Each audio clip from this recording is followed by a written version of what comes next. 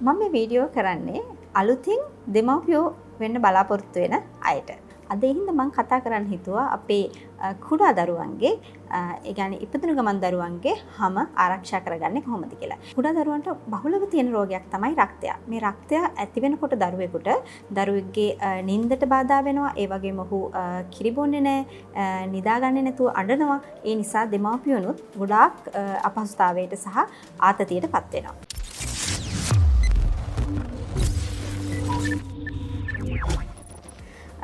එක්සීමා රෝගය හැදෙන්න කලින් ඒ වළක්වා ගැනීම තමයි ඉතාමත් වැදගත් වෙන්නේ. ඔබ දෙපළගෙන් කෙනෙකුට හෝ ඔබේ පවුලේ යම්කිසි කෙනෙකුට එක්සීමා, ඇදුම, පීනස වැනි තත්ත්වයක් තියෙනවා නම් ඔබේ දරුවාට එක්සීමා රෝගය එහෙමත් නැත්නම් ඒටොපික් ඩර්මටයිටිස් එහෙමත් නැත්නම් රක්තය හැදීමේ අවදානමක් තියෙනවා. එතකොට මේ වගේ අය ඉපදුණු ගමන්ම දරුවා මේ සඳහා සූදානම් කළ යුතුයි මේ රක්තය හැදීම වැළැක්වීම සඳහා. ඔබ දන්නවා දරුවෙක් මාස 10ක් මවගේ කුසේ ඉන්නේ වතුර බෑග් එකක් ඇතුලේ. ඉතින් මේ දරුවා අපි එළියට ගත්තාම ඔහු නිරාවරණය වෙනවා ඊටමත් වියලි පරිසරයකට.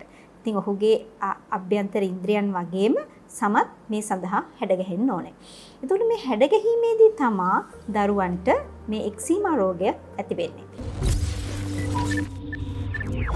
ඔබ දැකලා නැහැ නේද දරුවෙක් ලැබෙනකොට එක්සීමා හැදිලා දරුවෙක් ලැබෙනවා. ඒ ඔහු නිරන්තරයෙන් ඔහුගේ හැම ඔහු ඉන්න මවගේ කුසේදී මේ වතුර බෑග් එකක් ඇතුලේ ඉන්න නිසා නිරන්තරයෙන් ඔහුගේ හැම මොයිස්චරයිස් වෙන නිසා.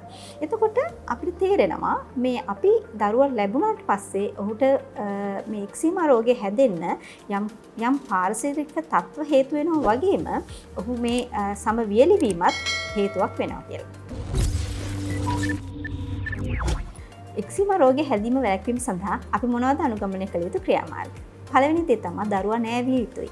මේ නෑවීම විනාඩි 10ක් වගේ කාලයක් කරන්න ඕනේ. ඒ කියන්නේ දරුවාගේ ඔළුව සේදුවට පස්සේ දරුවා බේසමට දාලා හොඳට වතුර පිරෙන බේසමට දාලා ඔහු විනාඩි 10ක් වගේ කාලයක් වතුරේ තියන්න ඕන. එක්සීම හැදීමට අවදානමක් තියෙන දරුවෙකුට අපි සබන් පාවිච්චි කරන්න හොඳ නෑ. ඒ වගේම හැම දරුවෙකුටම සබන් වෙනුවට සබන් ආදේශකයක් භාවිතා කරනවා නම් ඉතාමත් හොඳයි. සබන් ආදේශකයක් කියන්නේ සෝප් සබ්ස්ටිටියුට් වෙළඳපොලේ තියෙනවා. ඒ වගේම ඉතා මිල අධික ඒවා වගේම මිල අධික නැති සෝප් සබ්ස්ටිටියුට් තියෙනවා. ඒකුස් ක්‍රීම් කියන්නේ ඒ වගේ සෝප් සබ්ස්ටිටියුට් එකක්. මේ ඒකුස් ක්‍රීම් සබන් විදිහට භාවිතා කරන්න පුළුවන්. අපි දරුවව නාවලා මේ සබන් ආදේශකයක් ගාලා නාවලා දරුවා වතුරෙන් අයින් කරාට පස්සේ ඇඟ තෙත මාත්තු කරනවා කියන එක අපි කරන්න ඕනේ. ඒ කියන්නේ වතුර යන්න පමණක් දරුවාගේ ඇඟ පිහදාලා ඒ විග්ගසම මොයිස්චරයිසිං ක්‍රීම් එකක් භාවිතා කරන්න ඕන. ඔබගේ දරුවාගේ ඇඟේ එක්සීමා රෝග ලක්ෂණ තියෙනවා නම් දැනටමත් මතුවීගෙන එනවා නම් හැම වියලි නම් ඔබ හොඳ මොයිස්චරයිසිං වර්ගයක් ඔබේ චර්ම රෝග විශේෂඥ වෛද්‍යවරයා ලවා අනුමත කරවා ගත යුතුයි. මේ සඳහා ලිපිඩ සහ සෙරමයිඩ්ස් අඩංගු හොඳ මොයිස්චරයිසිං වර්ග වෙළඳපොලේ තියෙනවා. මේ මොයිස්චරයිසිං එකක් ආලේප කරාට පස්සේ දරුවට ඇඳුම් ඇඳවීමේදී සැලකිලිමත් විය යුතුයි. මේ ඇඳුම් කපු ලිහිල් ඇඳුම් වෙන්න ඕන. කොයිම වෙලාවකවත් ෆ්ලැනල් වගේ ඇඳුම් අඳින්න එපා. ඒ අපේ පරිසරයට සුදුසු වෙන්නේ නැහැ. ඊළඟට අපි දරුවගේ ඇඳුම් සෝදන වෙලාවට අපි කොයිම වෙලාවකවත් ඉතා තද ඩිටර්ජන්ට් වර්ග සහ සුවඳ කාරක ද්‍රව්‍ය යොදන්න හොඳ නැහැ. ඔබට පුළුවන් නම් බේබි සබන් වර්ගයක් භාවිතා කරලා මුදු සබන් වර්ගයක් භාවිතා කරලා දරුවගේ ඇඳුම් සෝදන්න ඒ ඉතාමත් යෝග්‍යයි. ඒ වගේම තමයි ඔබේ දරුවා එක්සීමා රෝගයේ රෝග ලක්ෂණ පහළ කරනවා නම් මුල් අවදියේදීම ඒ සඳහා සුදුසු ආලේපන වෛද්‍යවරයාගෙන් නිර්දේශ කරවාගෙන ලබාගත යුතුයි. කුඩා දරුවෙකුගේ එක්සීමා රෝගය පටන් ගන්න පුළුවන් ගෙල පිටුපස්සෙන්, ඒ වගේම නැපි එක අන්දවල තියෙන ප්‍රදේශයෙන්, ඒ වගේම බෙල්ලේ ඉස්සරහින් සහ හැම නැමෙන තැන්වලින්. මේ තැන් ගැන ඉතා පරීක්ෂාකාරීව ඔබ දිනපතා බැලිය යුතුයි. ඒ වගේම මේ තැන්වල ඔබ මොයිස්චරයිසිං ක්‍රීම් ආලේප කිරීමේදී මේ තැන්වලේ මොයිස්චරයිසිං ක්‍රීම් එකතු වීම වැළැක්විය යුතුයි.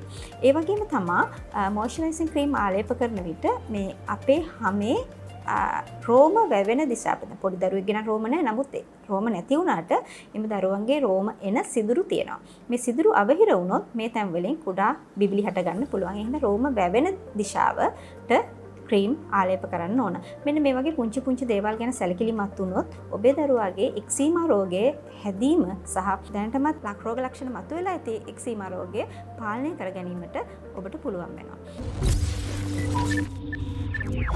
ඒ වගේම තමයි ගෙදර පරිසරය සකස් කර ගැනීමත් ඉතාමත් වැදගත්.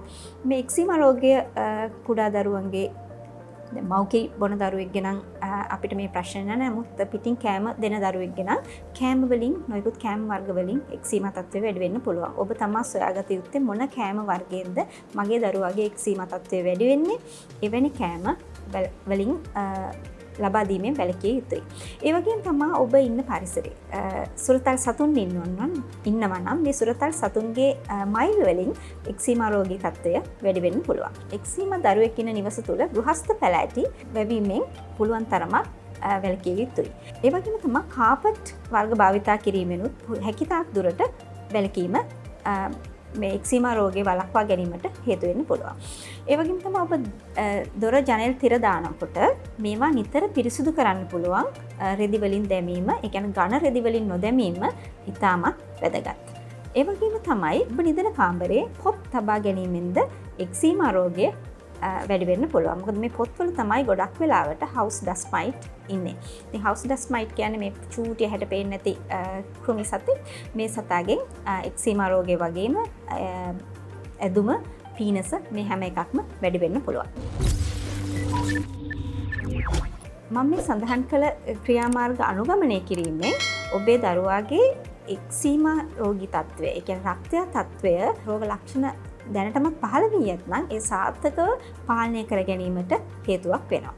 මේ සඳහන් කරපු පියවර ගැනීමෙන් පසුත් ඔබේ දරුවාට රක්තය රෝගේ, ඒ කියන්නේ එක්සීමා රෝගේ රෝග ලක්ෂණ, ඒ කියන්නේ රතු වීම, කැසීම්, ඉදිමීම් සහ බිබිලි හැට ගැනීම තියෙනවා නම් ඔබේ ළඟම රජයේ රෝහලේ චර්ම රෝග විශේෂඥ වෛද්‍යවරයා හමු විය යුතුයි.